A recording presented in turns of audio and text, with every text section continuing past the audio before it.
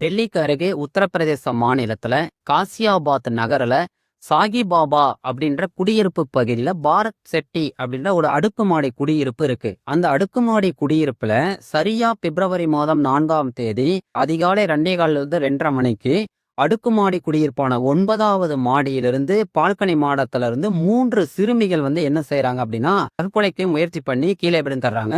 அப்படி விழும்போது பலத்த காயமடைந்து ரத்த வெள்ளத்துல அவங்க உயிருக்கு ஆபத்தான நிலையில போராடிக்கிட்டு இருக்காங்க. அங்க இருக்கக்கூடிய குடியிருப்பு வாசிகள்லாம் இந்த சத்தத்தை கேட்டு அதிர்ச்சி அடைந்து உடனே அந்த இடத்துக்கு வந்து அந்த பாதிக்கப்பட்டவர்களை காயமடைந்தவர்களை உடனடியாக மீட்டு ரோடியில இருக்கக்கூடிய ஹாஸ்பிட்டலுக்கு கொண்டு போறாங்க. ஆனா வழியிலேயே அந்த 3 சிறுமிகளோட உயிர் திரிந்தது அப்படின்னு சொல்லி மருத்துவர்கள் சொல்லிடுறாங்க. இப்ப என்ன நடந்தது? ஒரே குடும்பத்தைச் சேர்ந்த இந்த 3 சிறுமிகள் எதற்காக தற்கொலை செய்யணும்? ஷாகி பாபா அப்படின்ற பகுதி இருக்கு. அங்க பாரத் செட்டி அடுக்குமாடி குடியிருப்புல 9வது மாடியில வசித்து வரக்கூடியவர் தான் சேத்தன் குமார். இந்த சேத்தன் குமாருக்கு 2 மனைவிகள். அவருக்கு என்னன்னா 3 பெண் குழந்தைகள் இருக்காங்க. ஒரு பையன் இருக்கான். 2 மனைவிகளோடையும் இந்த பெண் குழந்தைகளோடையும் ஒரே குடும்பத்துல வசித்து வராரு. இந்த பெண் குழந்தைகளுக்கு ஏஜ் டிஃபரெண்ட் பாத்தீங்கன்னா, முதல் குழந்தை ரிஷிகான்னு சொல்றோம். அவங்களுக்கு 16 வயது. 2வது குழந்தை பாத்தீங்கன்னா பிராக்சி, அவங்களுக்கு 14 வயது.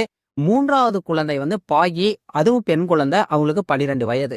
இந்த 12 வயது, 16 வயது, 14 வயது பெண் குழந்தைகள் 3 பேருமே எப்பவுமே என்ன செய்வாங்கன்னு ஒன்றாதான் படிப்பாங்க, ஒன்றாதான் வேலை செய்வாங்கன்னு சொல்லியிருக்காரு.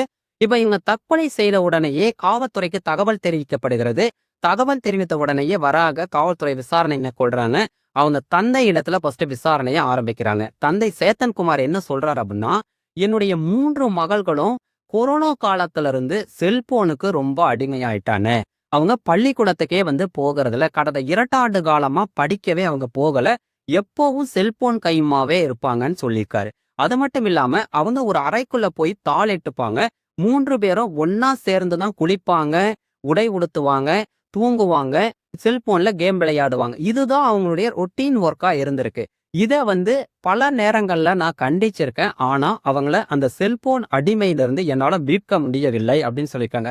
அப்ப அவங்க அம்மாவோடையும் என்கொயரி போயிருக்கு. அவங்க என்கொயரி பண்ணும்போது தான் சில திடுக்கிடும் அதிர்ச்சிகரமான தகவல்கள் கிடைச்சிருக்கு. அவங்க என்ன சொன்னாங்க அப்படின்னா, எங்க பிள்ளைக்கு எப்பவுமே கொரிய மொழியில பேசிப்பாங்க. கொரிய கலாச்சாரத்தை அதிகமா பின்பற்றணும்னு நினைப்பாங்க.